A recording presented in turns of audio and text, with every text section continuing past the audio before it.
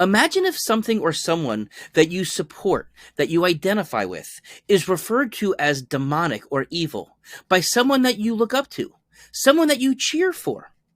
As a pediatrician who takes care of kids every day, I can imagine how troubling that this could be for some children as well as their families. Let's talk about it. Hey everybody, it's Dr. David. Hope you're doing well. So, recently there was kind of an incident. It takes place in the Toronto Blue Jays organization, and as part of their celebration to the workup of Pride, one of their pitchers actually made some pretty disparaging postings on Instagram.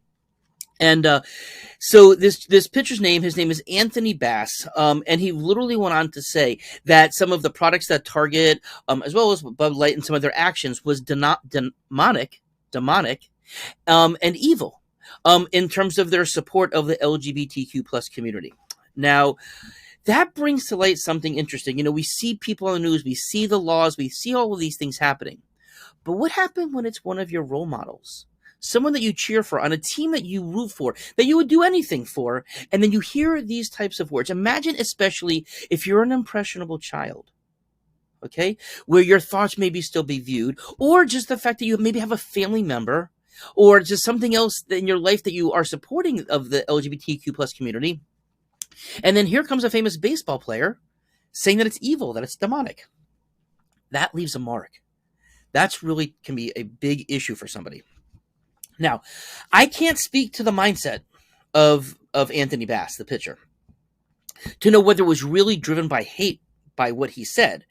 But what do I know? That this is an example of bigotry in action, which is an intolerance. It's the displaying of intolerance towards a group of people just because of who they are. Okay. And of course, that it causes pain, that there's malice associated with it. That is the definition of bigotry, as we've been talking about. Okay. Now, this pitcher has apologized, since that he deleted his post, and he said that he deleted it because he thought it was the right thing to do. But then he also said, I stand by my personal beliefs, and everyone is entitled to their personal beliefs, right? Also, I mean no harm towards any group of people. Okay, he may not mean harm to people, but it was harmful. His thoughts are heartful. Yes, of course he can think whatever he wants. It's a free country, as is Canada, and of course anybody can think what their thoughts are. That's the freedom, that's free will, right? But of course, it doesn't mean that their thoughts wouldn't be hurtful, especially if they're shared with somebody. Now, to his credit, he did go out and say that this is something that he's working on, to educate himself. Okay, education, we're all about health education and choice of education, so education is a good thing. And in fact, as part of his education, he did go on to meet with the executive director of Pride Toronto. So one of the important groups, one of the more prominent groups in the area.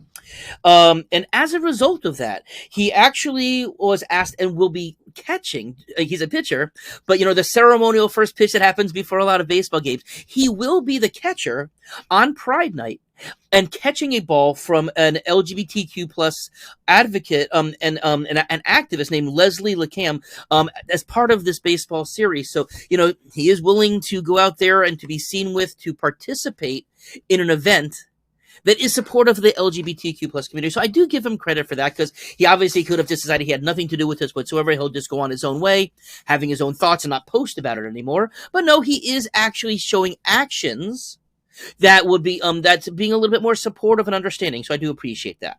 Now, it is interesting to note that in the time, so it was earlier in the month that he actually made these postings leading up to Pride, and twice since he put that post out there, he literally was booed by his own crowd since he made that post.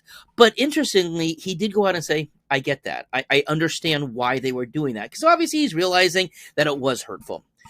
I just want them to know, this is what he says, I just want them to know that I'm working hard on myself, a lot of self-reflection. And again, great. That's really, it's important. Now, he did go on to say this.